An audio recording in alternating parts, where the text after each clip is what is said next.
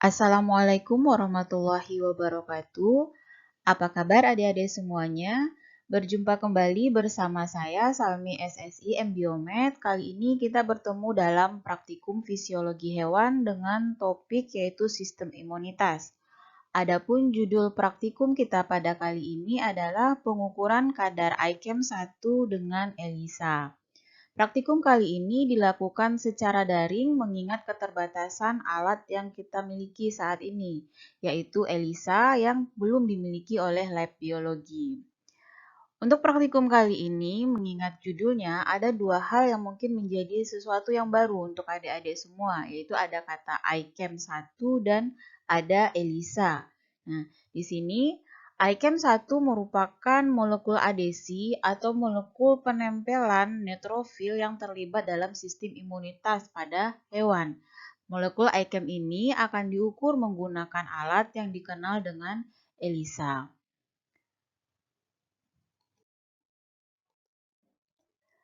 Untuk penjelasan pertama, saya akan memulai dari ELISA, yaitu alat yang akan kita gunakan pada proses praktikum. ELISA itu adalah singkatan dari Enzyme Linked Immunoadsorbent Assay. Apa itu ELISA? ELISA adalah salah satu teknik yang melibatkan imunoassay. Lalu imunoassay ini apa? Imunoassay adalah teknik yang digunakan untuk melihat keberadaan molekul spesifik dalam spesimen atau dalam sampel yang kita miliki. Nah, prinsipnya bagaimana? Yaitu terletak pada ikatan spesifik antara protein atau antigen dengan antibodi. Imunoassay ini memanfaatkan prinsip sistem imunitas yang ada pada hewan, yaitu adanya ikatan antara antigen dan antibodi. Ikatan antara antigen dan antibodi ini dia sifatnya spesifik. Jadi ketika kita menggunakan imunoassay, sebenarnya kita bisa melakukannya untuk tujuan pengukuran protein atau protein ini dikenal juga sebagai antigen dan pengukuran antibodinya. Nah, kemudian berdasarkan prinsip pengikatannya ini, di samping pengikatan antigen dan antibodi, kita juga memanfaatkan yang namanya konjugat atau konfigurasi konjugasi antibodi dengan senyawa lain. Senyawa lain ini adalah sesuatu yang dapat membantu proses visualisasi dari pengukuran kita. Misalnya kita mengukur protein maupun antibodi, tentunya kita harus mengetahui kadarnya berapa. Nanti dengan adanya konjugat dengan suatu senyawa, kita bisa melihatnya. Misalnya senyawanya lebih banyak, maka warnanya akan lebih pekat. Senyawanya lebih sedikit, maka warnanya lebih terang. Itu jika senyawa konjugat yang digunakan itu menghasilkan warna.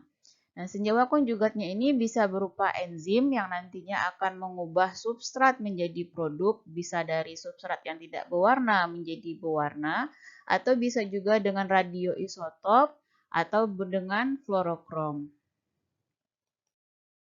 Nah, ini adalah bentuk-bentuk ikatan antara antigen dan antibodi yang dimanfaatkan untuk pengembangan teknik imunoassay. Jadi, antara antigen dan antibodi, jenis ikatan yang terbentuk itu bisa berupa ikatan hidrogen atau ikatan ionik.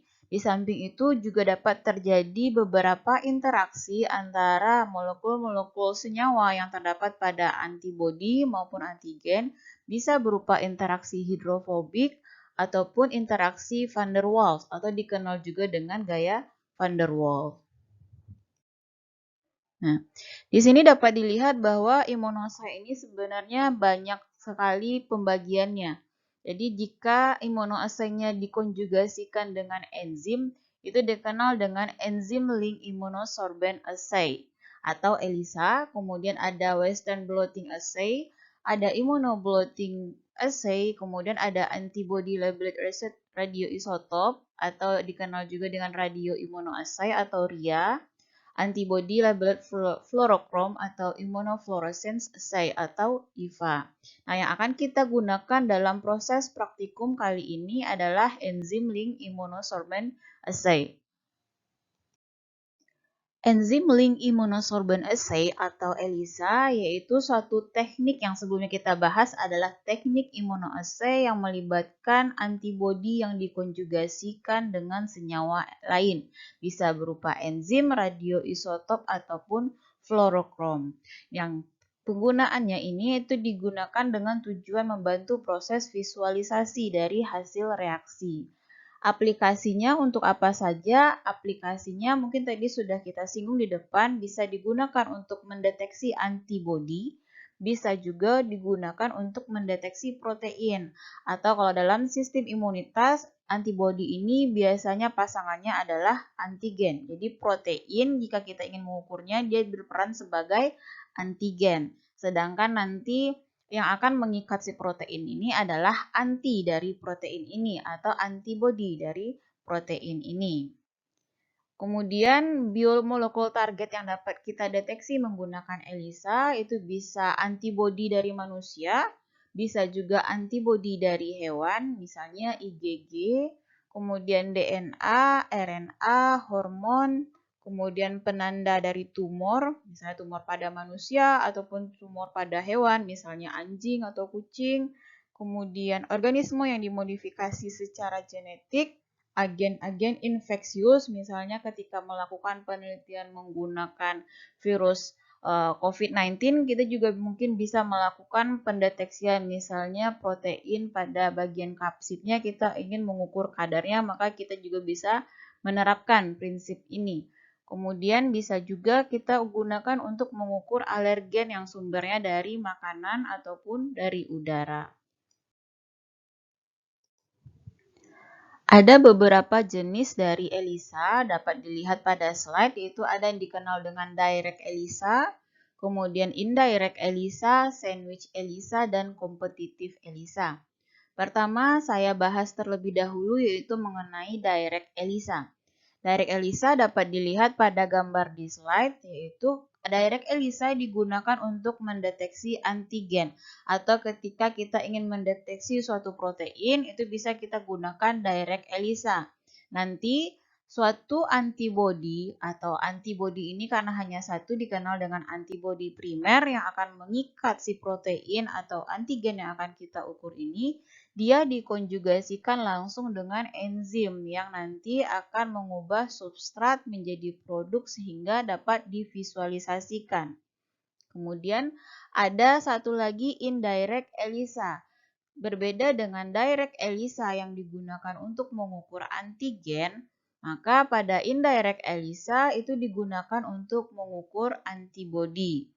Nah, pada pengukuran menggunakan indirect ELISA ini, antigen dia berikatan pada fase solid atau pada plate-nya. Jadi di sini dapat dilihat bahwa antigen dulu yang berikatan, kemudian baru antibodi yang akan kita deteksi kadarnya maupun keberadaannya. Kemudian digunakan satu jenis antibodi lainnya, yaitu dikenal dengan secondary antibody yang dikonjugasikan dengan sesuatu yang dapat memvisualisasi. Di sini dikonjugasikan dengan enzim yang dapat mengubah substrat menjadi produk yang dapat diamati atau menggambarkan visualisasi dari kadar antibodi yang sedang kita ukur. Kemudian yang ketiga ada sandwich ELISA. Sandwich ELISA digunakan untuk mendeteksi antigen. Sesuai dengan namanya yaitu ada sandwich, kita bayangkan ya bagaimana sandwich itu ada roti pada bagian atas maupun pada bagian bawahnya. Di sini karena kita membahas ELISA yang ada pada bagian bawah maupun atasnya adalah berupa antibodi. Jadi di atas maupun di bawah antigen yang akan kita ukur itu adalah antibodi. Kemudian setelah terikat dengan antibodi, nanti juga terdapat antibodi yang dikonjugasikan dengan enzim, itu untuk memvisualisasikannya, seperti dengan tahap-tahap baik pada direct ELISA maupun indirect ELISA. Sedangkan kompetitif ELISA yaitu ELISA yang dapat digunakan untuk mendeteksi antibodi, di mana prinsipnya itu adalah kompetisi. Kompetisi pengikatan antibodi dengan antigen yang nantinya dapat divisualisasikan. Nah, beberapa hal yang perlu kita bahas pada praktikum kali ini yaitu komponen dari ELISA-nya, kemudian tipe dari ELISA-nya seperti telah kita bahas sebelumnya, kemudian hasil interpretasi dari hasil jika kita menggunakan ELISA. Pertama, saya bahas mengenai komponen penting dari ELISA.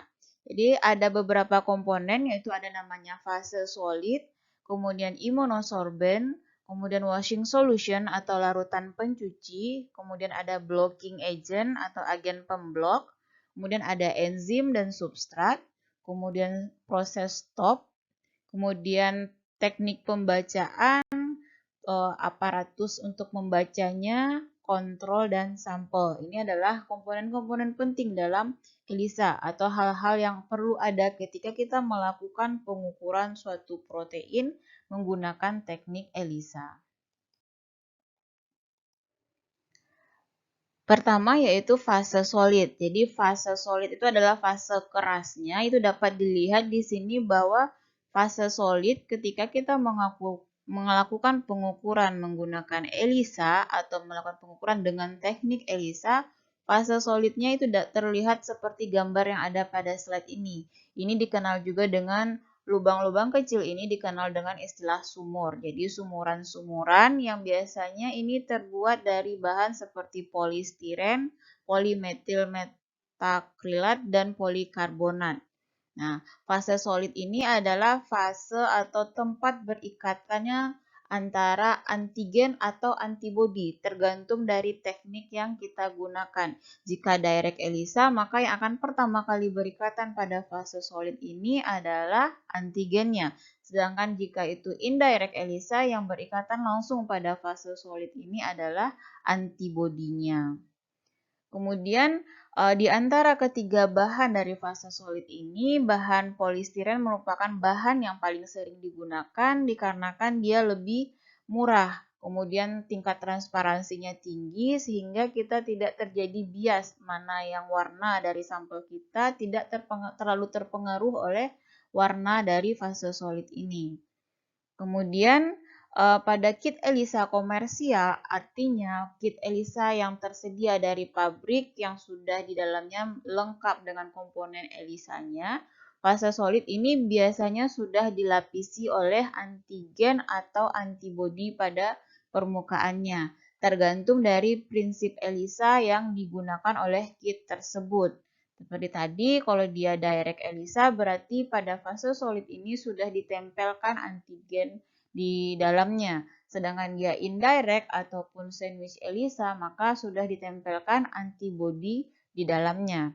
Kalau kita melakukannya secara manual, artinya tidak menggunakan kit yang sudah lengkap dari pabrikan, maka kita perlu melakukan proses yang namanya penempelan antigen atau antibodi terlebih dahulu gitu. Jadi kalau manual tentunya butuh tahap yang lebih lama dibandingkan kita menggunakan kit yang sudah disediakan oleh pabrik. Kemudian fase solid ini dapat disimpan pada suhu 2 hingga 8 derajat Celcius dengan kondisi kering selama 6 bulan. Yang kedua adalah adsorben. Adsorben ini kata adsorben artinya yang menyerapnya. Yang menjadi adsorben pada teknik ELISA yaitu antibodi atau antigen yang akan mengikat senyawa yang akan kita ukur kadarnya atau ukur keberadaannya. Kalau kita ingin mengukur antigennya, maka pasangannya kan antibodi. Yang menjadi adsorbennya adalah antibodi. Berbeda kalau kita ingin mengukur kadar antibodi, berarti yang akan menjerapnya atau mengikatnya nanti adalah si antigen. Kemudian konjugat imunoglobin G biasanya digunakan dalam proses adsorben ini atau sebagai yang bertindak sebagai antibodi. Kalau untuk yang ELISA yang menggunakan antibodi sebagai adsorben. Kemudian kita juga dapat menggunakan antibodi antispesies. Kemudian antibodi antispesies adalah antibodi yang diproduksi pada spesies berbeda. Contohnya penyuntikan serum genuine peak pada tubuh kelinci nanti akan dihasilkan antibodi anti-genuine peak.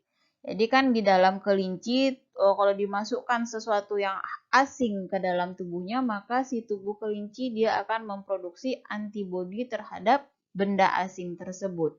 Jika benda asing tersebut adalah serum dari si guinea pig, maka nama antibodi yang diproduksi di dalam tubuh kelinci itu adalah antibodi anti guinea pig. Tuh. Atau contoh yang lainnya adalah ketika kita ingin memproduksi antibodi, misalnya antibodi dari hormon progesteron di mencit. Maka antibodi anti-progesteron mencit dapat kita produksi misalnya pada kelinci dengan cara mentransfer progesteron yang ada di mencit kemudian diinjeksikan di kelinci. Karena kelinci merasa progesteron mencit ini adalah sesuatu yang asing bagi tubuhnya, maka dia akan memproduksi antibodi. Nah, nama antibodinya adalah antibodi anti-progesteron mencit. Gitu, kurang lebih untuk pengertian dari antibodi anti-spesies.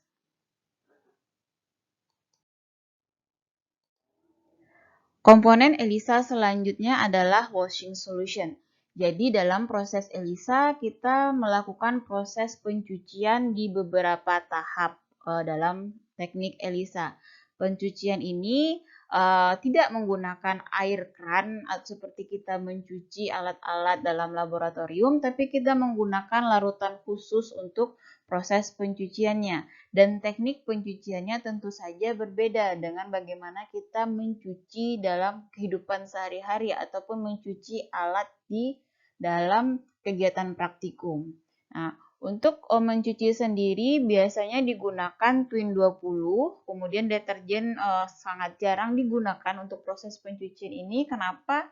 Karena biasanya deterjen itu dapat menyebabkan denaturasi dari biomolekul target yang akan kita ukur. Kan kalau protein biasanya dapat dengan mudah terdenaturasi oleh deterjen. Kita mau mengukur protein, kemudian dalam tahapnya ada proses pencucian, maka kemungkinan protein yang akan kita ukur ini tentunya akan hilang, tentunya akan meningkat. Jadi digunakan senyawa lain yang lebih aman yang dapat membantu proses pencucian yaitu namanya Twin 20. Kemudian Twin 20 ini dilarutkan dalam buffer salin fosfat atau PBS. Tujuan dari proses pencucian ini adalah untuk menghilangkan regen-regen yang tidak ikut bereaksi sehingga keakuratan pengukuran meningkat. Nanti akan kita gambarkan bagaimana fungsi dari washing solution ini. Kemudian ada blocking agent. Blocking agent adalah agen pemblok yang digunakan pada tahap blocking setelah imobilisasi molekul yang berperan sebagai adsorben atau molekul penjerapnya, baik itu antibodi maupun antigen. Tergantung dari teknik ELISA yang kita gunakan. Jadi kalau mau mengukur antigen berarti penjerapnya antibodi, berarti setelah antibodi kita tempelkan pada fase solid, area-area yang tidak mengikat antibodi perlu kita tutup agar keakuratan pengukuran kita meningkat. Jadi penutupannya dengan apa? Yaitu menggunakan blocking agent. Kemudian tujuan dari penambahan blocking agent ini adalah untuk menghindari ikatan non-spesifik. Khawatirnya nanti ketika ada space kosong antara satu protein yang akan kita ukur, antara antigen yang satu dengan antigen yang lain, kemungkinan terjadi ikatan non-spesifik itu ada. Jadi biar tidak terjadi ikatan non-spesifik, maka jeda antara antigen itu perlu ditutup menggunakan blocking agent. Nah, pada umumnya tahap blocking menggunakan buffer blocking itu sebanyak 200 mikroliter dan prosesnya itu dilakukan 2 jam. Ini tergantung dari kit komersial yang kita gunakan. Jadi waktunya cukup bervariasi. Nah, protein apa yang biasanya digunakan sebagai blocking agent itu bisa BSA atau bovine serum albumin atau newborn calf serum, NBCS, casein, non-fat dry milk, normal whole serum, dan gelatin ikan. Nah, protein blocker ini dia akan menempel pada fase solid secara permanen. Jadi akan pertama si antibodi dan antigen dia akan berikatan secara permanen kepada fase solid, kemudian blocking agent menutupi area-area yang tidak ditempeli oleh antigen maupun antibodi. dan dia itu sifatnya secara permanen. Komponen ELISA berikutnya adalah enzim dan substrat. Jadi enzim dan substrat dalam ELISA ini adalah molekul yang dikonjugasikan dengan antibodi. Gunanya enzim dan substrat ini adalah untuk membantu proses visualisasi yang keberadaan visualisasi ini sebanding dengan keberadaan molekul antigen ataupun antibodi yang sedang kita ukur. Nah, sesuai pengertiannya mungkin ini sudah cukup familiar bagi adik-adik semua bahwa enzim adalah makromolekul yang tugasnya itu mempercepat reaksi kimia atau dia membantu proses yang namanya mengkatalisis reaksi kimia sehingga terjadi perubahan substrat menjadi produk di mana enzim sendiri itu dia tidak ikut berubah atau bereaksi. Dia hanya membantu proses perubahan substrat menjadi produk menjadi lebih cepat. Nah, selain reaksi enzim secara kimiawi, modifikasi substrat menjadi produk yang dapat diukur sehingga sinyalnya memungkinkan untuk dibaca. Jadi adanya perubahan substrat menjadi produk, bisa itu perubahan dari segi warna, maka intensitas warna ini dapat kita jadikan acuan untuk menentukan berapa banyak antigen ataupun antibodi yang sedang kita ukur menggunakan teknik ELISA.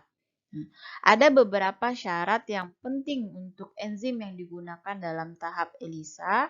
Pertama, enzimnya itu harus memiliki kemurnian yang tinggi. Kemudian kecepatan konversinya juga tinggi, sifatnya spesifik, kemudian stabilitasnya tinggi karena kita akan menggunakan beberapa suhu dan perlu diinkubasi beberapa saat.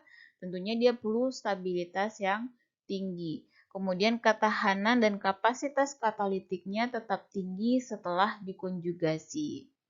Nah, sedangkan syarat substratnya atau molekul yang akan diubah oleh si enzim ini itu merupakan substrat yang spesifik untuk enzim yang akan digunakan, kemudian mudah dalam proses preparasi maupun penyimpanannya, bereaksi dengan konsentrasi enzim yang rendah untuk meningkatkan efisiensi pengukuran. Jadi kita tidak perlu menggunakan enzim yang terlalu banyak, tapi si substratnya dapat dengan mudah atau gampang untuk diubah menjadi produk.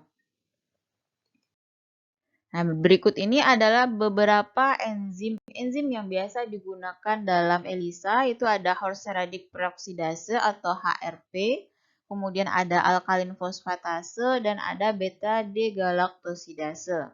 Substratnya apa? Untuk horseradik peroksidase kita bisa menggunakan namanya TMB atau 3355-tetrametilbenzidin, bisa OPD, ABTS, HPA, HPPA, luminal, ataupun polifenol dan akridin ester.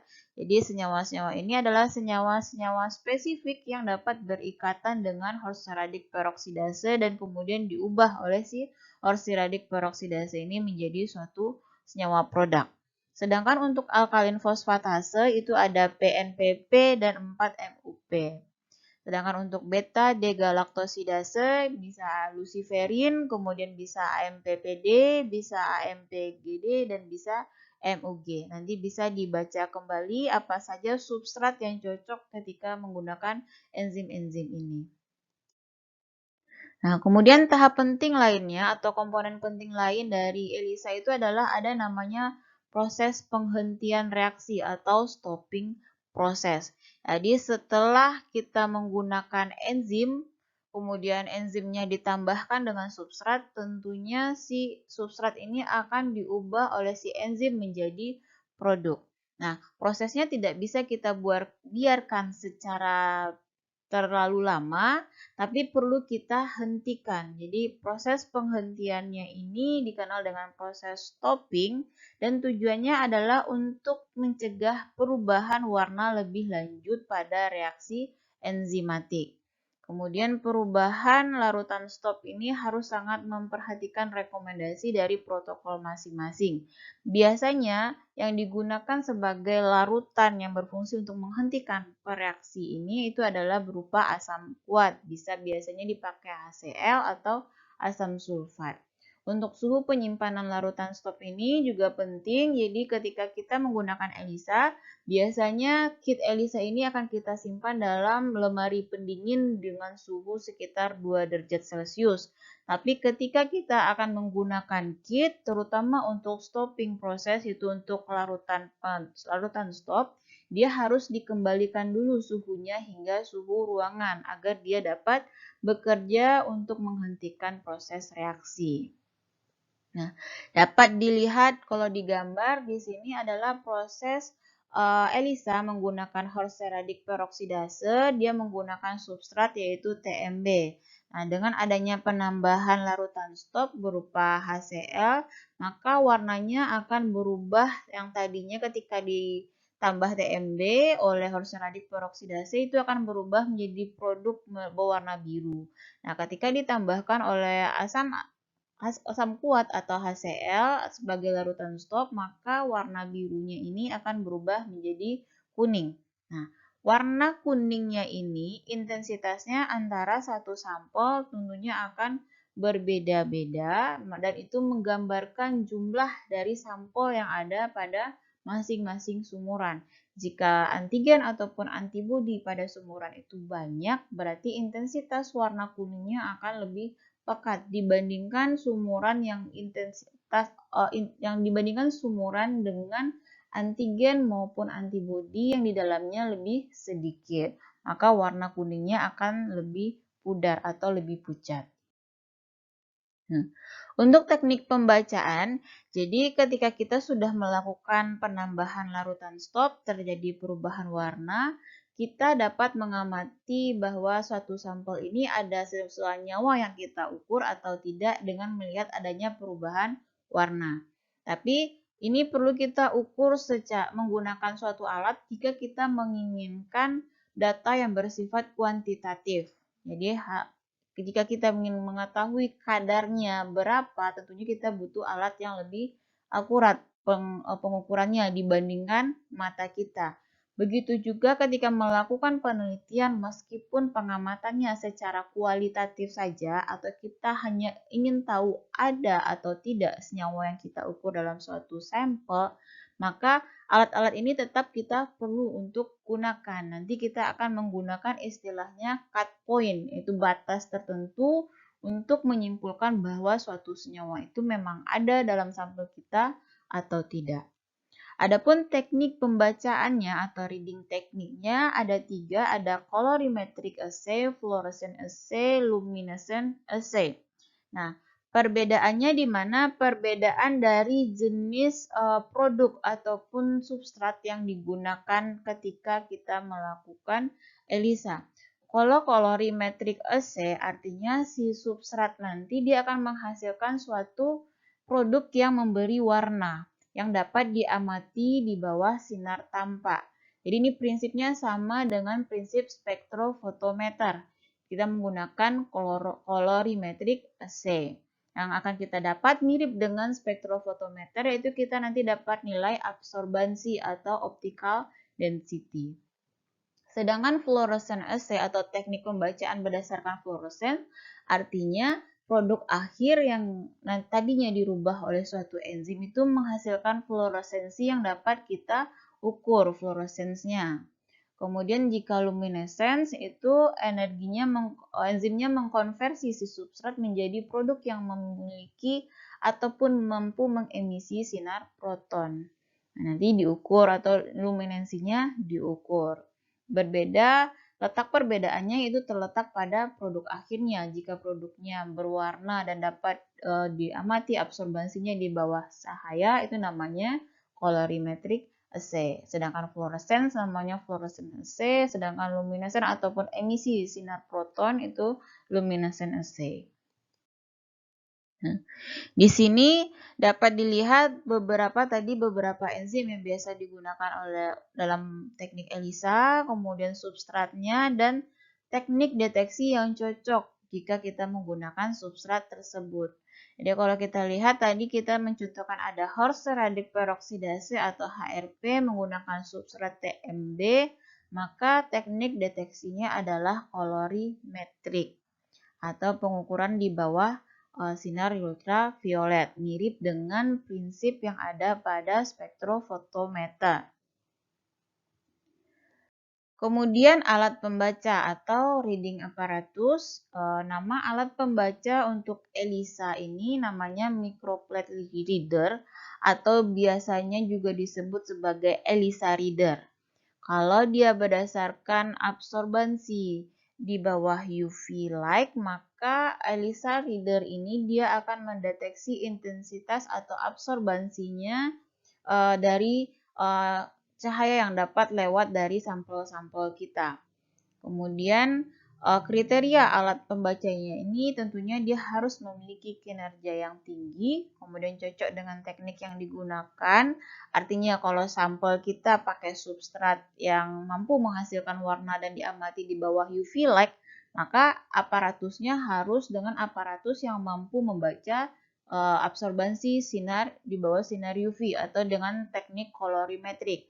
Jangan sampai sampel kita itu pakainya TMB yang bisa diamati absorbansi di bawah sinar UV light, tapi kita menggunakan reading apparatus yang digunakan atau mampu mengamati fluorescence. Itu tidak akan dapat hasil. Kenapa? Tentunya karena produk kita tidak menghasilkan fluorescence.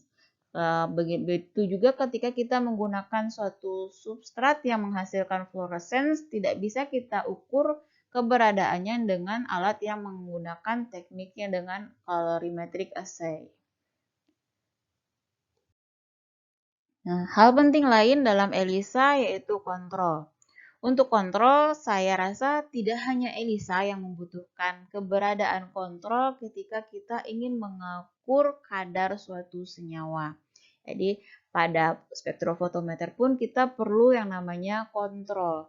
Nah, ada beberapa kontrol yang penting dalam ELISA. Ada kontrol positif endogenous, kontrol negatif, dan kontrol standar. Yang paling umum digunakan ada 3, yang paling penting ya, harus ada kontrol positif, yaitu sampel yang benar-benar mengandung analit atau senyawa yang akan kita ukur ini yang dapat diamati jumlah pastinya. Kemudian ada kontrol positif endogenous, itu digunakan jika menggunakan protein rekombinan sebagai komponen ELISA. Kemudian kontrol negatif adalah sampel yang tidak mengandung analit yang akan kita amati.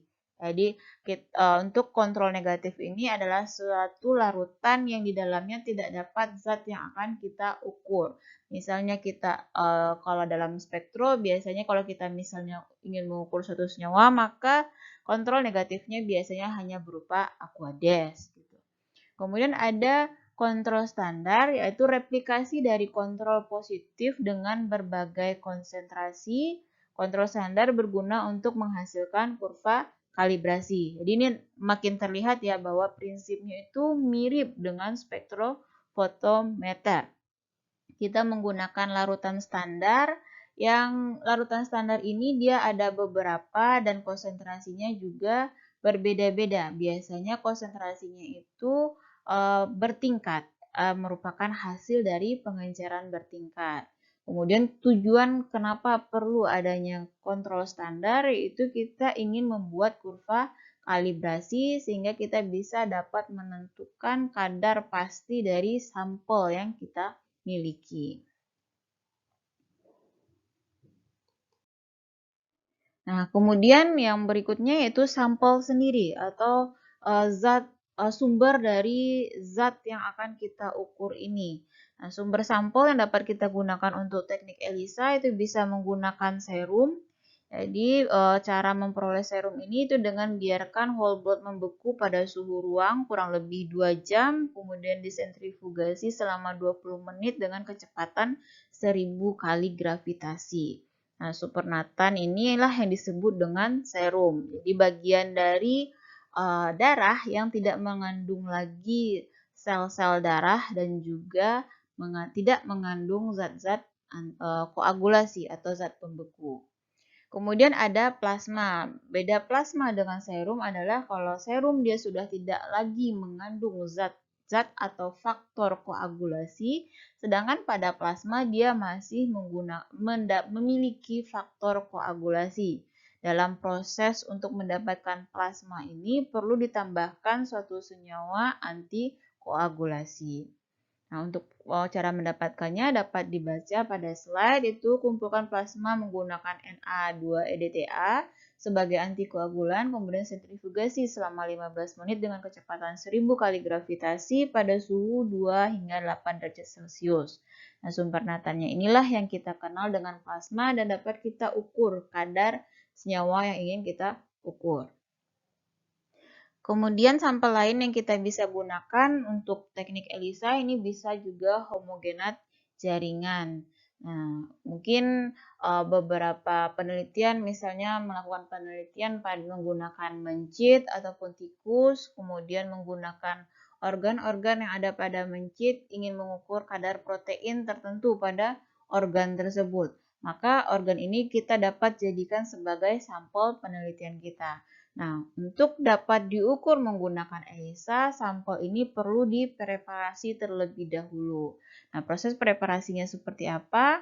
Cuci jaringan ini dengan PBS atau fosfat buffer salin dingin, kemudian untuk menghilangkan sisa darahnya. Kemudian hancurkan jaringannya menggunakan PBS dengan perbandingan 1:9. Kemudian setelah hancur baru disentrifugasi dengan kecepatan 5000 kali gravitasi selama 15 menit. Nah, supernatannya lah nanti yang akan kita gunakan untuk pengukuran menggunakan ELISA. Sampel lain yang dapat kita gunakan itu bisa kultur sel atau bisa juga cairan biologis lainnya. Nah, untuk proses penyimpanannya sendiri itu tergantung kondisi dan tergantung kebutuhan. Jadi kalau kita ingin langsung mengukurnya begitu sampelnya diambil, maka bisa langsung diukur. Tapi kalau kita membutuhkan waktu atau proses pengambilan sampel dan proses pengukurannya perlu dilakukan di hari yang berbeda, maka perlu perlakuan kalau sampelnya cuma bisa disimpan pada suhu 4 derajat Celcius, misalnya lemari pendinginnya hanya tersedia 4 derajat Celcius, maka sampel ini baik untuk diukur dalam 5 hari saja. Setelah 5 hari berikutnya, maka hasil pengukuran dari sampel ini sudah tidak representatif lagi atau tidak menggambarkan kondisi yang sebenarnya pada sampel itu. Kemudian kalau kita punya suhu penyimpanan di min 20 derajat Celcius, maka penyimpanan sampelnya bisa bertahan sampai 1 bulan. Jika suhu penyimpanannya min 80 derajat Celcius, maka sampelnya dapat bertahan atau mempertahankan kondisi baiknya itu hingga 3 bulan. Selebihnya atau lebih dari itu, maka protein-protein yang ada pada jaringan ataupun pada sampel kita itu dia sudah mulai mengalami degradasi. Kalau dia sudah mengalami degradasi, artinya jumlahnya yang tadinya ketika kita proses pengambilan itu tuh sudah tidak sama dengan kondisi kita akan melakukan pengukuran. Jadi hasil pengukuran kita menjadi tidak valid. Selanjutnya, saya akan membahas mengenai step by step dari sandwich ELISA. Di mana sandwich ELISA ini adalah tipe ELISA yang akan kita gunakan dalam praktikum kali ini. Perlu diingat kembali ya bahwa pada sandwich ELISA itu yang akan kita ukur adalah antigen. Di mana di atas ataupun di bawahnya seperti sandwich ya, di atas ataupun di bawah dari antigen yang akan kita ukur ini akan kita ikat antibodi. Yang di bawah ada antibodi yang akan terikat pada fase solid, kemudian antigen yang akan kita ukur, kemudian kita perlu menambahkan lagi antibodi sekunder. Bisa menambahkan 1 atau 2, tergantung. Jika menggunakan 1, berarti antibodi sekundernya ini langsung terkonjugasi dengan enzim untuk nanti mengubah substrat menjadi produk. Tapi kalau sandwich ELISA-nya yang pakai 2 antibodi yang bagian atasnya, maka antibodi pertama antibodi primer yang kedua ditambah dengan antibodi sekunder yang terkonjugasi. Nah, di sini dapat kita lihatkan ya, kalau ini saya gambarkan atau contohkan itu pada iChem. Jadi kita akan mengukur protein adesi atau molekul adesi dalam sistem imunitas hewan, baik itu manusia maupun hewan ya, ketika neutrofil ingin masuk ke jaringan yang terinfeksi. Jadi ada iChem yang akan mengikat si protein si neutrofil ini. Nah, ICAM ini dia berperan sebagai antigen. Yang menjadi lawan dari antigen adalah antibodi. Berarti nama antibodi untuk ICAM ini adalah anti-ICAM. Misalnya yang akan kita gugur adalah ICAM yang terdapat pada tikus. Maka untuk memproduksi si antibodi dari ICAM ini, pada tikus perlu kita suntikan ICAM. Nah, sehingga terproduksi si antibodi yaitu anti-ICAM tikus. Tuh. Kemudian untuk tahapnya sendiri dapat dilihat di gambar ya. Pertama adalah kita menempelkan si antibodi terlebih dahulu pada fase solid atau tadi dapat dilihat istilahnya sumuran-sumuran. Nanti setelah si antibodinya ini kita ikatkan, maka kita perlu melakukan inkubasi pada beberapa saat pada suhu tertentu untuk meningkatkan pengikatan antibodi dengan si fase solidnya. Nah, setelah si antibodi diikatkan pada fase solid, tentunya ada beberapa antibodi yang tidak berikatan dengan fase solid. Nah, bagian dari antibodi yang tidak berikatan dengan fase solid ini perlu kita cuci. Kita tambahkan larutan pencuci, kemudian kita cuci. Akhirnya si antibodi yang tidak berikatan ini akan keluar dari si sumuran ini. Nah, sekarang kondisinya ada antibodi yang terikat pada fase solid dan beberapa area yang kosong yang tidak mengikat antibodi. Nah, untuk area kosongnya ini mungkin diingat kembali pada ada beberapa step ataupun tahap ataupun komponen penting dalam ELISA, kita perlu menambahkan namanya larutan blocking. Dia akan menutup area-area yang tidak berikatan dengan si antibodi. Dapat dilihat di bagian bawah ya, ada antibodi, kemudian ada lingkaran berwarna kuning. Yang berwarna kuning ini adalah si blockingnya. Dia menutup area-area yang tidak berikatan dengan antibodi. Nah, kemudian kita cuci lagi. Kita cuci lagi tujuannya apa? Tujuannya untuk menghilangkan blockingnya ini yang tidak berikatan. Jadi yang tidak berikatan perlu dikeluarkan dari si sumurannya. Jadi kita lakukan pencucian. Tahap berikutnya adalah kita menambahkan sampel yang akan kita ukur, di mana di dalam sampel ini kita curigai ada protein yang akan kita amati atau kita ukur.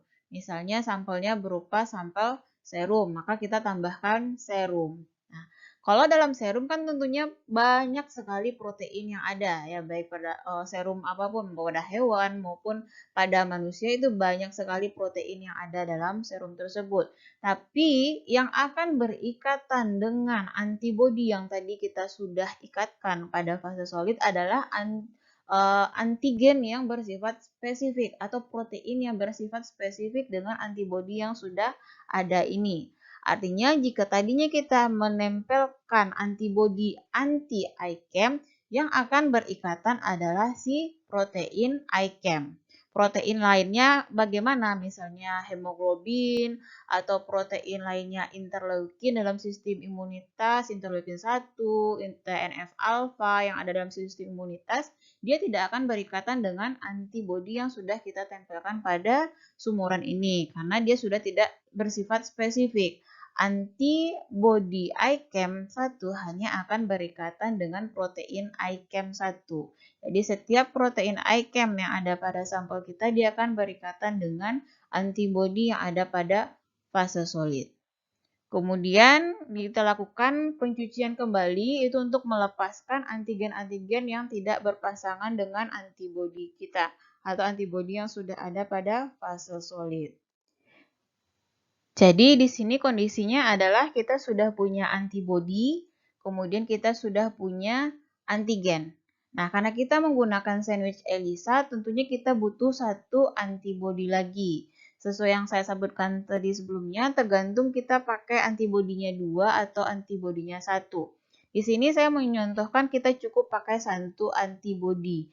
Nah, antibodi kalau kita cukup menggunakan satu antibodi untuk bagian atasnya, maka antibodinya ini akan langsung dikonjugasikan dengan enzim. Jadi anti-ICAM satunya dilabeli dengan enzim, kemudian kita cuci lagi. Cuci lagi tujuannya untuk menghilangkan konjugat enzim ini atau antibodi yang terkonjugasi dengan enzim yang tidak berikatan spesifik dengan antigen yang sudah berikatan dengan antibodi anti-ICAM yang terikat pada fase solid. Selanjutnya, kalau sudah dicuci, artinya sekarang kita sudah punya antibodi, kemudian antigen, kemudian antibodi lagi yang terikat dengan enzim. Nah, jumlahnya nanti akan kita ukur berdasarkan produk yang diubah oleh si enzim ini. Jadi kalau misalnya di sini kita ibaratkan secara angka ya, misalnya di sini enzim hanya ada 3, berarti dia akan mengubah tiga substrat nanti menjadi produk. Tapi kalau misalnya di dalam sampelnya ada 10 bentuk dari antibodi, antigen, antibodi enzim ini berarti nanti ada 10 juga substrat yang diubah menjadi produk. Tentunya warnanya nanti akan berbeda-beda. Nah, ketika posisinya sudah ada antibodi, antigen, antibodi terkonjugasi enzim, kita cukup menambahkan substrat, kemudian si enzim akan bekerja mengubah substrat menjadi produk. Nah, agar tidak perubahannya ini tidak berlebihan, maka kita perlu melakukan yang namanya tahap stop atau dengan menambahkan namanya larutan stop berupa larutan asam, biasanya larutan HCl. Kalau sudah diberi larutan stop, maka reaksi akan berhenti. Nah, kondisi saat itu menggambarkan bagaimana keberadaan dari senyawa antigen ini yang akan kita ukur. Nah, dapat dilihat di sini di gambar itu bentuk sumuran hasil pengukuran senyawa. Di sini dapat dilihat ada beberapa sumuran yang sangat pekat, warna orange-nya, ada yang lebih pudar, ada yang pudar sekali, bahkan ada yang berwarna bening.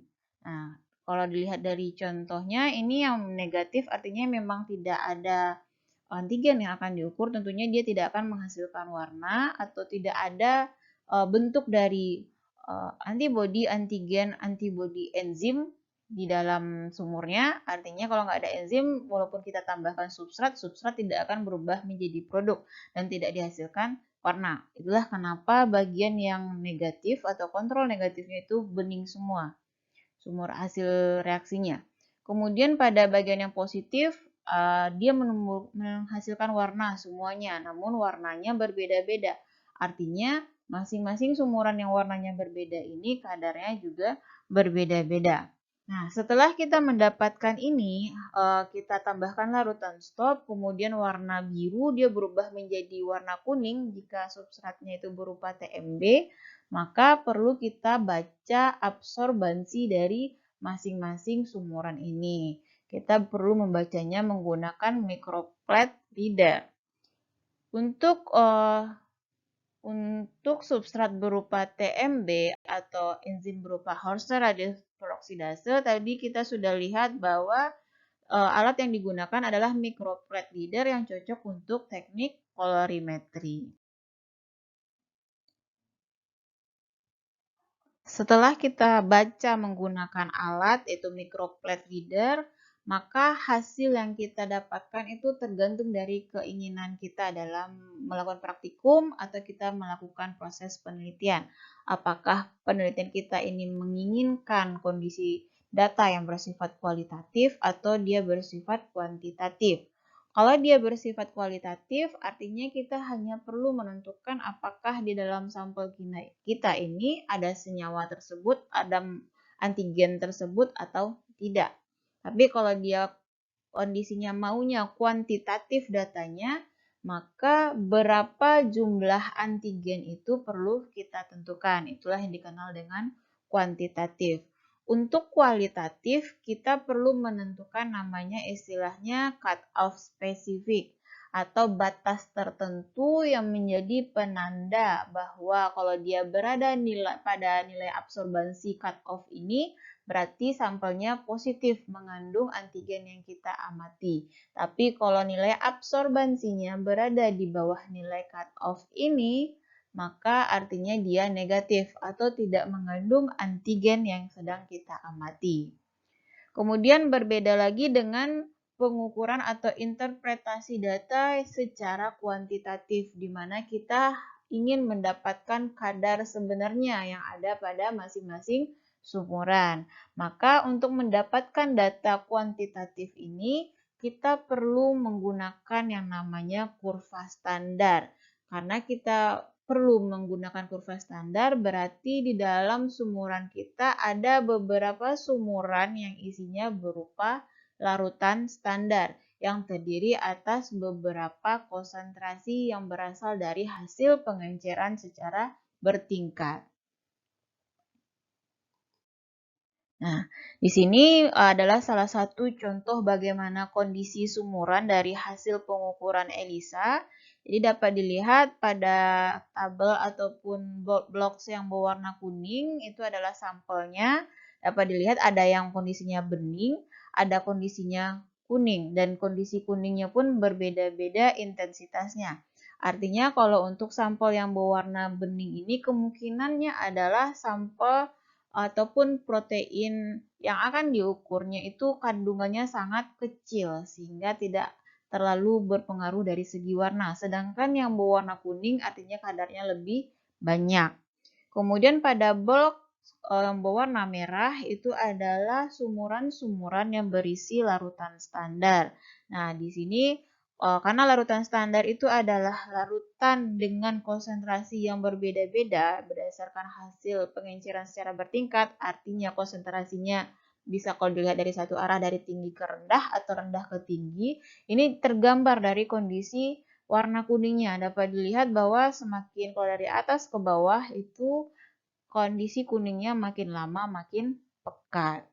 Kemudian ada lagi kontrol positif, yaitu larutan yang sudah positif mengandung antigen yang kita ukur, tentunya warnanya pasti berwarna kuning.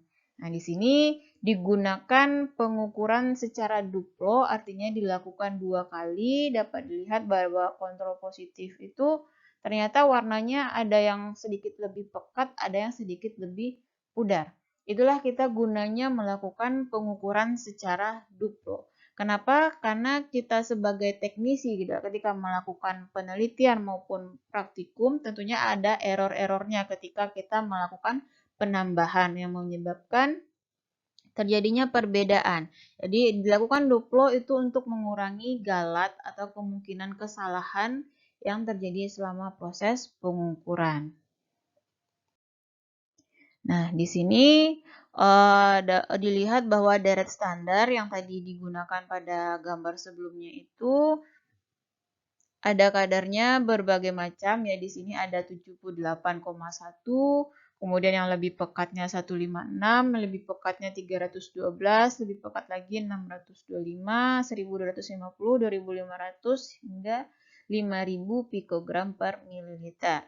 Artinya kalau dari kiri ke kanan dia dari pekat menjadi encer, kalau yang dari kalau saya bacanya dari kanan ke kiri itu yang encer semakin pekat. Nah, untuk mendapatkan hasil pengenceran ini kita melakukan pengenceran secara bertingkat. Jadi kita mengambil larutan yang kondisinya lebih pekat dibandingkan kondisi yang kita inginkan. Saya rasa ini sudah dapat ya untuk teknik laboratorium hasil pengenceran untuk pengenceran bertingkat.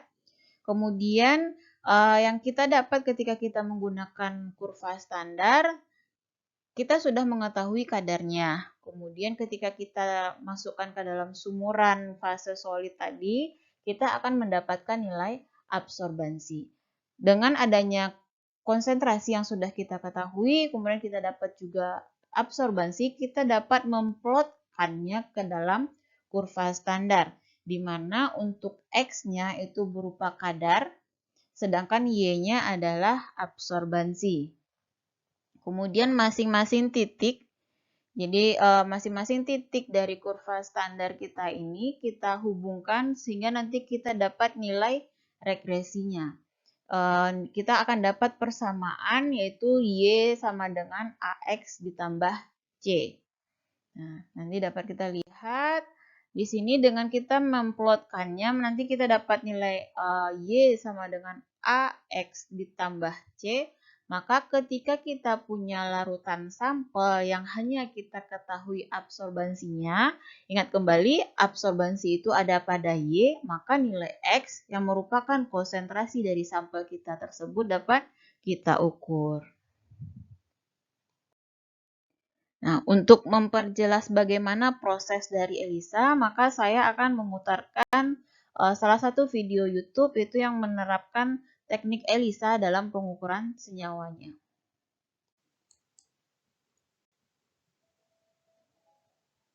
Using your Invitrogen ELISA kit. In this video, we will show you how to use a typical ELISA kit. However, before proceeding, be sure to check the kit-specific protocol for each assay. Let's start with what comes in your ready-to-use kit.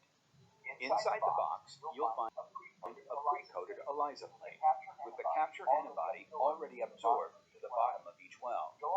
You'll also find standards and all the needed buffers and reagents to run the assay. Open the foil pouch to remove the plate and remove any 8-well strips that will not be needed for the current run. Unused strips can be rebagged and stored at 2 to 8 degrees Celsius for future use. To prepare wash buffer, let the wash buffer concentrate reach room temperature and mix to dissolve any precipitated salts. Dilute the concentrate in deionized water as instructed in the protocol. Reconstitute 1 vial of protein standard by following the provided instructions. Handle the protein gently and do not pipette up and down when first adding the buffer. Simply swirl and invert 5 times or very briefly vortex and let the standard sit for at least 10 minutes to ensure complete reconstitution. Perform a 1 to 2 serial dilution of the standard. Start by adding the appropriate amount of assay diluent into each tube. Then add the appropriate amount of reconstituted protein into the first tube. Mix thoroughly by pipetting up and down and changing pipette tips between tubes.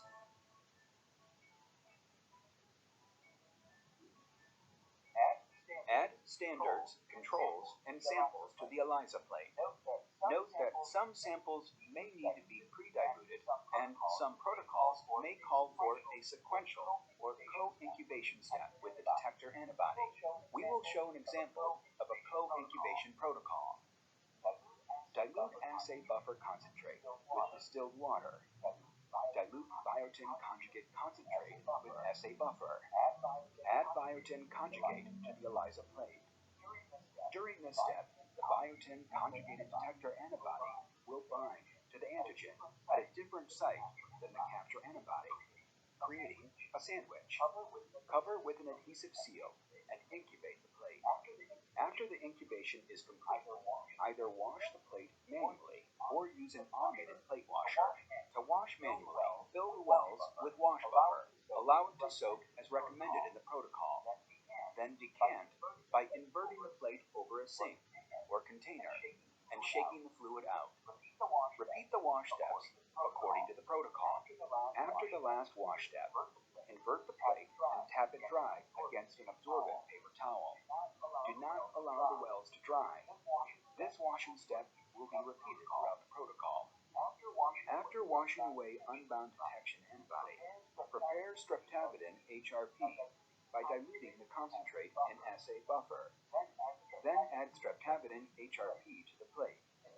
In this step, multiple streptavidin binding sites may be present on each biotin-labeled antibody molecule, leading to an enzymatic amplification signal.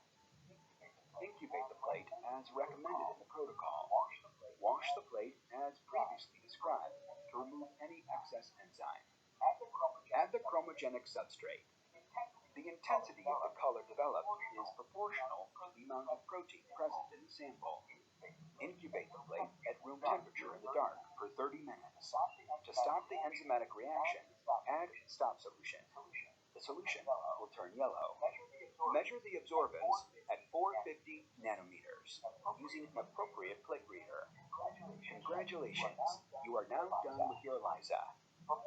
For more product information, go to the link on the screen, or for technical questions, email our technical services team at invitrogen immunoassays@thermofisher.com. Demikianlah bagaimana step by step dari Elisa, yaitu menggunakan suatu kit komersial namanya Invitrogen. Ini bisa tergantung, perbedaannya bisa tergantung dari jenis komersialnya yang mana. Ada banyak sekali pabrikan yang menyediakan kit komersial. Dari teknik ataupun dari video yang ditampilkan sebelumnya, dapat dilihat bahwa di dalam kit tersebut sudah banyak terdapat larutan-larutan ataupun komponen-komponen yang kita butuhkan selama teknik ELISA. Jadi semuanya sudah tersedia. Ketersediaannya ini ada beberapa kondisi, ada beberapa larutannya itu dalam bentuk konsentrat. Jadi ketika kita mau melakukan ELISA perlu kita encerkan. Dapat dilihat di video sebelumnya ya bahwa ada dia melakukan pengenceran terlebih dahulu. Kemudian ada juga larutan yang sudah tidak perlu kita encerkan lagi. Nah, kalau untuk yang perlu diencerkan, berarti kita perlu mengencerkan terlebih dahulu. Kalau dia yang tidak perlu diencerkan, kita dapat menggunakan. Hanya saja perlu kita perhatikan apakah suhu dari penggunaannya ini sudah sesuai dengan instruksinya. Biasanya kita menyimpan pada suhu dingin, kemudian ketika kita melakukan pengujian, biasanya kita perlu menyamakan suhu dari larutan ini dengan suhu ruangan.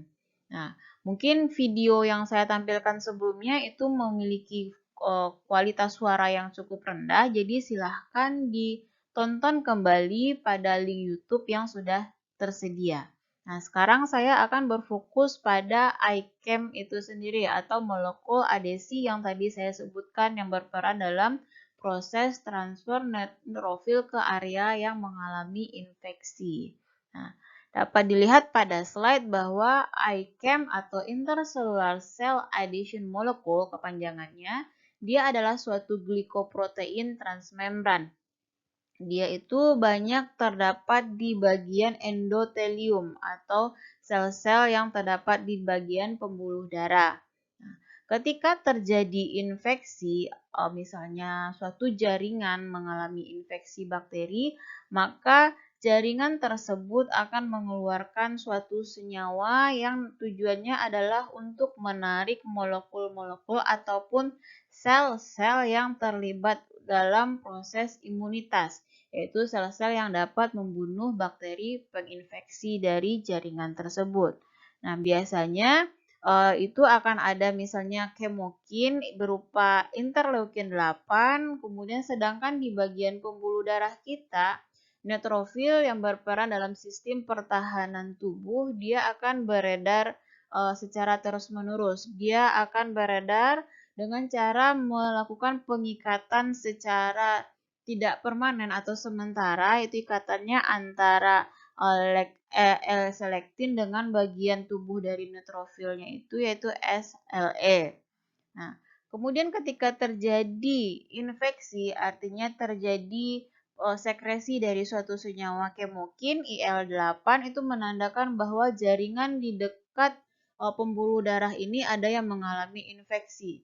Nah, ini akan diterima sebagai oleh sel endotelium, itu dia akan mengekspresikan iChem lebih banyak. Kemudian iChem-nya akan aktif, dia akan berikatan dengan komponen molekular yang ataupun molekul adesi yang terdapat di neutrofil. Di sini ada molekul adesi pada neutrofilnya itu ada LFA1.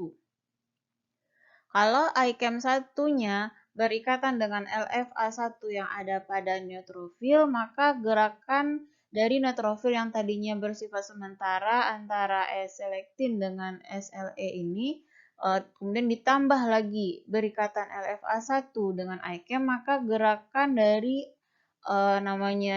neutrofil ini akan terhenti. Nah, dia terhenti, kemudian dia akan masuk ke dalam atau menuju jaringan yang terinfeksi. Dia akan melakukan proses diapedesis, itu proses masuknya dia ke dalam dari aliran darah masuk ke dalam jaringan. Kemudian udah masuk ke area jaringan, dia akan menuju jaringan yang terinfeksi untuk mengeliminasi dari bakteri-bakteri yang penginfeksi ataupun virus yang penginfeksi. Ini biasanya terjadi pada tahap sistem pertahanan di awal. Nah, terkait dari ekspresi iChem ini, Ketika terjadi infeksi, meskipun pada kondisi normal sebenarnya ICAM sudah ada di bagian pembuluh darah kita ataupun pada bagian pembuluh darah hewan, maka ketika terjadi infeksi, jumlah ICAM yang terekspresi di bagian pembuluh darah atau endotelium kita itu akan meningkat secara drastis. Tujuannya adalah itu untuk meningkatkan jumlah neutrofil yang bisa masuk ke jaringan yang terinfeksi untuk membantu proses penanganan dari bakteri ataupun virus yang menginfeksi jaringan.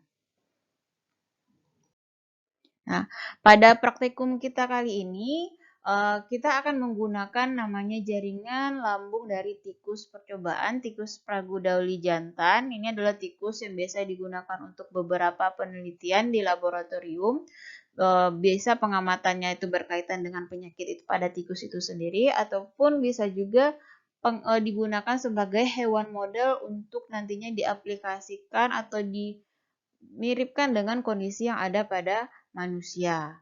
Ini berperan penting dalam perkembangan farmakologi. Nah, di sini pada praktikum kita akan ada dua kelompok tikus Pragudauli. Ada kelompok satu adalah tikus Pragudauli yang tidak diinduksi oleh indometasin. Kemudian ada kelompok dua yaitu kelompok yang mengalami gastric injury atau luka pada lambung yang karena diinduksi oleh indometasin dengan dosis 20 mg per kilogram bobot badan. Perlu saya jelaskan di sini bahwa indometasin ini adalah suatu senyawa yang dapat memicu ekspresi dari ICAM. Jadi kalau kita lihat gambaran dari kelompok 1, karena dia tidak diinduksi dengan indometasin, maka jumlah ICAM-nya justru lebih rendah. Dia hanya jumlah ICAM pada kondisi normal yang ada pada endotelium dari si tikus. Kemudian pada kelompok 2 kita menggunakan indometasin, artinya jaringan lambungnya nantinya akan mengalami kerusakan, kemudian akan menyebabkan pemicu atau terpiculah ekspresi dari ICAM-nya. Akan lebih banyak ICAM pada lambung tikus yang mengalami injury ini atau luka akibat indometasin. Nah, di sini dapat dilihat ya beberapa mekanisme bagaimana endometasin itu dia dapat meningkatkan ekspresi ICAM. Jadi indometasin ini sebenarnya adalah obat antiinflamasi, kemudian yang penggunaannya itu dapat memicu kerusakan lambung. Nah, bagaimana dia memicu kerusakan lambung? Dia bisa dapat melalui proses peningkatan stres oksidasi dari mitokondria. Kemudian dia juga dapat meningkatkan aktivasi pensinyalan NF-kappa B.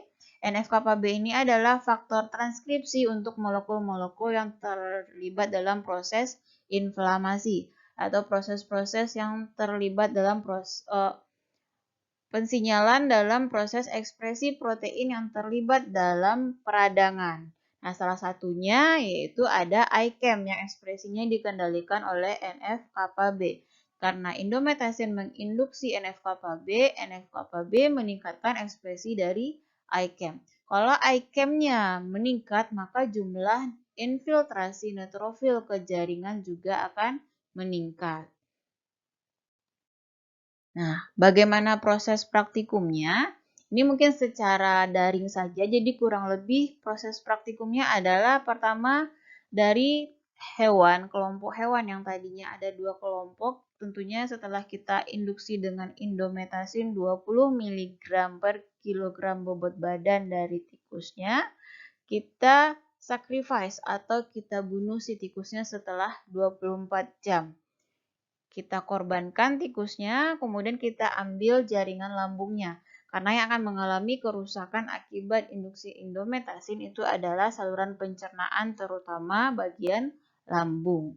Kemudian kita untuk jaringan perlu diingat tadi bahwa proses preparasinya kita perlu membuat homogenat atau kita perlu preparasi dengan cara menambahkan dengan fosfat buffer salin atau PBS dengan perbandingan 1:9.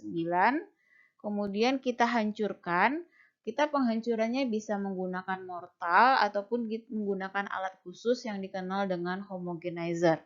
Kemudian setelah hancur, jaringan lambung beserta fosfat bersalin tadi, kita sentrifugasi dengan kecepatan 5000 gravitasi selama 5 menit. Kemudian kita ambil supernatannya, kemudian dapat kita simpan terlebih dahulu jika kita tidak ingin melakukan pengukuran secara langsung, atau dapat juga langsung kita ukur. Jadi kalau kita ingin langsung mengukur berarti tidak perlu disimpan. Nah, tahap berikutnya adalah proses pengukuran protein iChem satunya menggunakan ELISA sandwich. Di sini digunakan kit namanya dari pabrikan itu Finetest.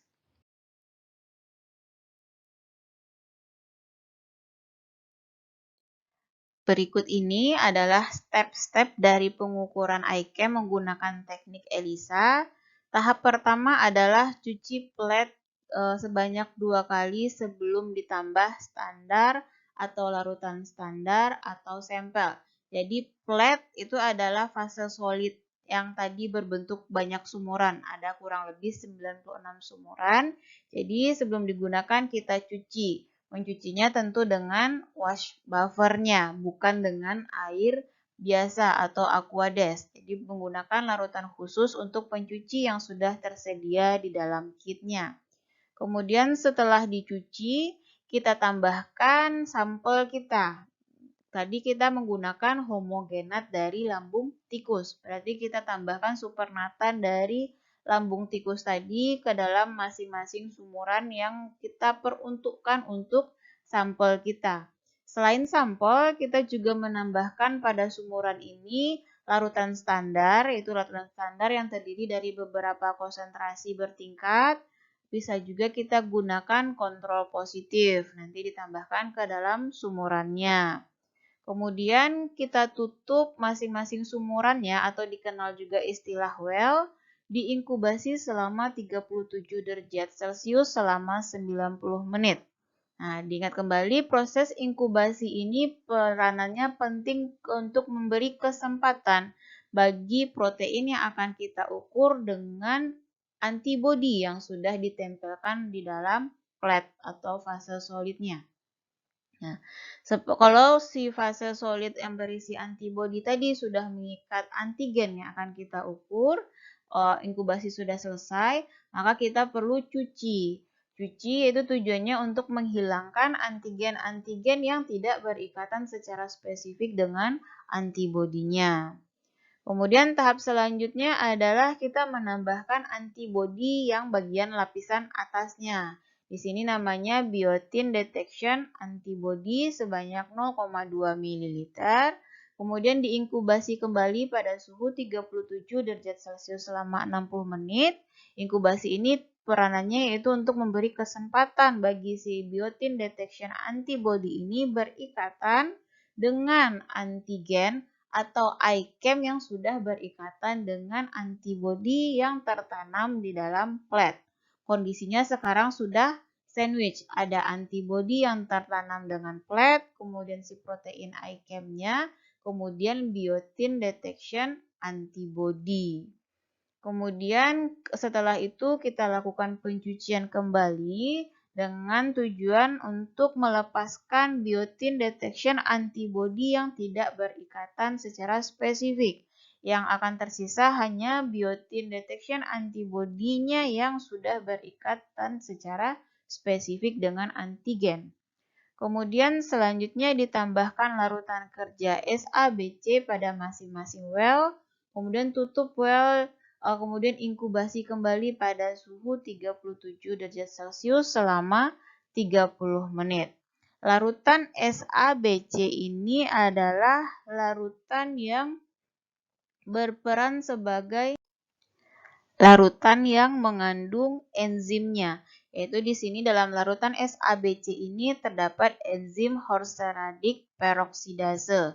Jadi sudah ada antibodi yang terikat pada plat, kemudian kita tambahkan sampel homogenat kita ataupun standar kita yang di dalamnya terdapat protein iChem, dia berikatan dengan antibodi, ditambah lagi biotin detection antibody berikatan terbentuk sandwich, ditambah SABC yang di dalamnya itu terdapat horseradic peroksidase. Sudah ada enzimnya.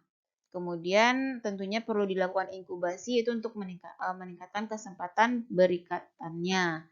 Kemudian setelah itu dicuci kembali yaitu untuk menghilangkan bagian dari SABC yang tidak berikatan spesifik. Tahap berikutnya adalah kita tambahkan substrat. Karena kita menggunakan enzim namanya Horst Seradic Peroxidase, maka substratnya adalah si TMB. Ditambahkan 30 mikroliter substrat TMB pada masing-masing well, kemudian ditutup selama kurang lebih 15-30 menit pada suhu 37 derajat Celcius di dalam kondisi gelap. Nah, pada tahap ini atau tahap 10 ini si TMB nanti akan diubah oleh si Horst Seradic Peroxidase menjadi senyawa yang berwarna biru. Nah, kemudian setelah itu kita perlu melakukan tahapan stopping, yaitu menambahkan larutan stop yang berisi HCl sebanyak 50 mikroliter. Akhirnya reaksinya berhenti, warnanya berubah dari biru menjadi kuning. Nah, artinya nanti setelah ini kita dapat langsung mengukur dengan microplate reader atau ELISA reader. Nah, absorbansi akan kita ukur pada panjang gelombang spesifik yaitu 450 nanometer. Karena ini adalah gelombang absorbansi maksimum untuk produk dari TMB yang sudah diubah oleh Horst Seradic Peroxidase. Nah, nanti setelah kita ukur dengan microplate reader atau ELISA reader, kita akan mendapatkan data berupa nilai absorbansi. Nah, masing-masing sampel, masing-masing standar, ataupun kontrol positif yang tadinya ada di dalam sumuran kita atau well kita, akan kita peroleh nilai absorbansinya. Nah, untuk mendapatkan berapa absorbansi pasti dari masing-masing sampel itu, yang kita gunakan adalah nilai absorbansi relatif namanya. Di mana nilai absorbansi relatif itu adalah nilai absorbansi sampel ataupun standar dikurangi nilai absorbansi blanko.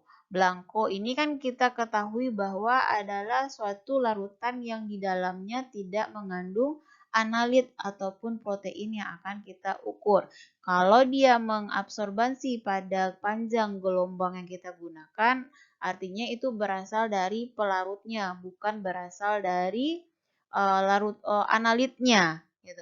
Jadi karena sampel yang kita gunakan juga ditambahkan larutan yang ada pada blanko, ini perlu dikoreksi. Jadi dikurangi dengan nilai absorbansi blankonya.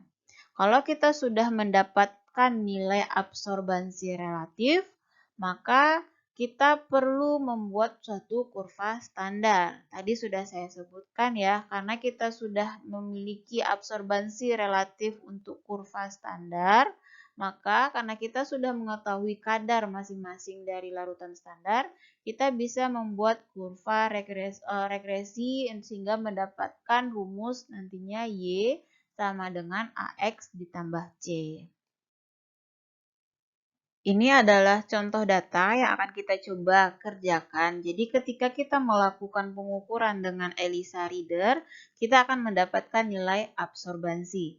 Jadi pada tabel yang pertama ini dengan judul absorbansi atau OD larutan standar, saya memiliki beberapa konsentrasi larutan standar yang itu ada 0, 15,6, 31,25, 62,5, 125, 250, 500, dan 1000 ppm per mililiter. Itu adalah konsentrasi standar saya. Kemudian setelah dilakukan tahap demi tahap atau step by step sandwich ELISA yang tadi sudah kita sebutkan dan diukur menggunakan ELISA reader, saya mendapatkan nilai absorbansi yang bervariasi. Di sini setiap larutan standar saya ukur 2 kali, jadi akan ada 2 OD, yaitu OD pertama dan OD kedua, dan nilainya berbeda-beda. Kemudian selain saya mempunyai absorbansi untuk larutan standar ini, saya juga mendapat data absorbansi dari sampel ataupun homogenat lambung yang tadi kita gunakan sebagai sampel dalam pengukuran iChem-nya.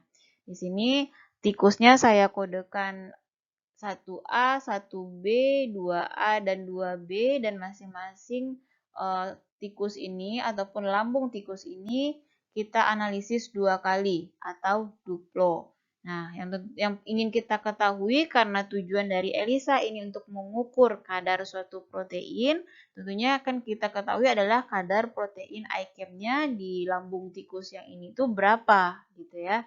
Nah, untuk mengetahuinya perlu kita jelaskan kembali bahwa ketika kita melakukan pengukuran secara duplo, maka nilai yang akan kita gunakan adalah nilai reratanya. Maka kalau misalnya pada konsentrasi standar yang 0 atau blanko, ini berarti nilai 0,037 ditambah 0,039 ini perlu kita jumlahkan kemudian dibagi 2. Nah, setelah dapat nilai semuanya nilai reratanya, ingat kembali bahwa yang kita gunakan adalah nilai absorbansi relatif atau OD relatif, di mana untuk rumus OD relatif itu adalah OD sampel atau OD standar dikurangi dengan OD blank atau OD standar yang konsentrasinya 0. Untuk analisis datanya, kita dapat menggunakan Excel untuk mempermudah proses penjumlahan maupun pembagiannya. Tadi sudah kita dapat data berupa kurva standar ya, kemudian ada data untuk sampel kita. Yang perlu kita lakukan pertama adalah kita membuat kurva standar. Nah, untuk mendapatkan kurva standar, kita perlu memplot nilai absorbansi dari larutan standar dan juga konsentrasi dari larutan standar yang kita gunakan. Pertama, kita perlu dapat dulu nilai absorbansi relatif dari larutan standar. Karena kita melakukannya secara duplo, maka kita perlu mendapatkan nilai reratanya, yaitu dengan cara menjumlahkan hasil pengukuran yang pertama, yaitu OD yang pertama, ditambah dengan hasil pengukuran yang kedua, kemudian dibagi dengan 2. Nah, dapat hasil untuk konsentrasi standar 0, nilai absorbansi reratanya itu 0,038. Karena kita menggunakan Excel, maka kita tinggal mendrag ke bawah sehingga rumusnya terkopi ke bawah dan kita juga mendapatkan nilai absorbansi dari larutan standar lainnya. Kemudian untuk absorbansi, kita tidak bisa langsung menggunakan ini, kita perlu menggunakan absorbansi relatif atau OD relatif, di mana untuk OD relatif dia perlu dikurangi dengan blank, yaitu konsentrasi standar yang konsentrasinya 0, absorbansi standar yang konsentrasinya 0. Jadi semuanya baik itu larutan standar maupun sampel ini perlu kita kurangi dengan 0,08 terlebih dahulu. Jadi perlu OD relatif sama dengan nilainya, yaitu sel yang menyatakan nilainya dikurangi dengan 0,038. Itu adalah absorbansi dari kurva standar dengan konsentrasi 0. Didapat tentunya untuk yang 0 dia akan 0 karena kita menolkan si kurva standar dengan status blank ini. Blank berarti blank ya, tidak ada sama sekali atau 0. Sedangkan yang lain juga tinggal kita copy ke bawahnya. Dapatlah nilai OD relatif untuk masing-masing kurva standar dari 0 hingga 1000 pikogram per mililiter. Di sini saya copy ke tabel yang lain, yaitu hanya menggambarkan konsentrasi standar dan OD relatifnya. Lantas bagaimana untuk membuat kurva standarnya? Kita cukup memblok masing-masing konsentrasi dan OD relatif, kemudian kita pilih insert, kemudian kita pilih chart, pilih yang scatter, maka pilih yang ini, scatter yang ini, kemudian tinggal kita sesuaikan atau kita cari yang menampilkan nilai Y sama dengan AX ditambah C, yaitu yang ada nilai Fx-nya. Kita pilih yang ada Fx-nya untuk layout nomor 9. Maka di sini didapatkan persamaan yaitu Y sama dengan 0,0018X ditambah 0,056 dengan nilai regresinya itu 0,9882. Nilai 0,09882 ini sangat mendekati 1. Artinya apa? Peningkatan konsentrasi ataupun peningkatan absorbansi itu sebanding dengan peningkatan konsentrasi. Hampir 100% sebanding. Jadi meningkat absorbansi artinya konsentrasinya juga meningkat. Tidak disebabkan oleh faktor lainnya. Tuh. Setelah kita mendapatkan nilai Y sama dengan AX ditambah C, kan kalau untuk sampel itu kita mendapatkan hanya berupa nilai absorbansi. Dan tujuan kita melakukan ELISA adalah untuk mendapatkan konsentrasi. Konsentrasi itu terletak pada nilai X, sedangkan absorbansi terdapat pada nilai Y. Maka kita dapat memasukkan nilai absorbansi dari masing-masing sampel kita ke dalam rumus yang sudah kita peroleh dari kurva standar. Oke, untuk sampel berarti kita perlu mencari OD reratanya terlebih dahulu ya. Kita cari rerata OD-nya. Yaitu sama dengan hasil pengukuran pertama, OD yang pertama ditambah hasil pengukuran kedua, OD kedua, dibagi dengan 2. Dapatlah nilai reratanya. Kemudian kita perlu mendapatkan nilai relatifnya atau OD relatifnya. Sebelum kita masukkan ke kurva atau Y sama dengan 0,0018X ditambah 0,056. OD relatif tadi sama dengan nilai pengukuran rata OD-nya dikurangi dengan OD blank-nya yaitu 0,038. Maka didapatlah OD relatif untuk masing-masing sampel kita yaitu hasil pengukuran iChem dari homogenat tikus nomor 1A, 1B, 2A, dan 2B. Setelah kita mendapatkan OD relatif, maka kita tinggal memasukkan ke persamaan Y sama dengan 0,0018X ditambah 0,0056. Nah, yang berperan sebagai Y adalah nilai OD relatif ini. Jadi kalau kita ingin mencari konsentrasi dari X, konsentrasi dari iChem-nya itu kita tinggal perlu mencari nilai X-nya. Tinggal kita pindahkan secara matematis, maka X sama dengan Y dikurang 0,056 dibagi 0,018. Nah, di sini saya sudah menggunakan, ini bisa digunakan menggunakan kalkulator ataupun dengan memanfaatkan Excel kembali. Di sini saya tinggal perlu menambahkan nilai Y berupa OD relatif ya, 0,0745. 0,0745. Nah, karena rumus X saya di sini saya sudah memasukkan untuk Y dikurang 0,056 per 0,001, maka di sini saya mendapatkan X itu sebesar 10,2778. Kemudian untuk sampel 1B itu OD relatifnya sama dengan 0,5145. Saya mendapatkan nilai X atau ataupun kadar iChem-nya itu sebesar 254,72. Kemudian untuk 2A itu 0,788, maka didapat konsentrasi iChem-nya 406,6667. Kemudian untuk yang 2B 0,777. Maka didapat konsentrasi iChem-nya 400,556. Jadi kadar iChem yang di sini bisa kita tulis. Itu untuk 1A yaitu 10,278.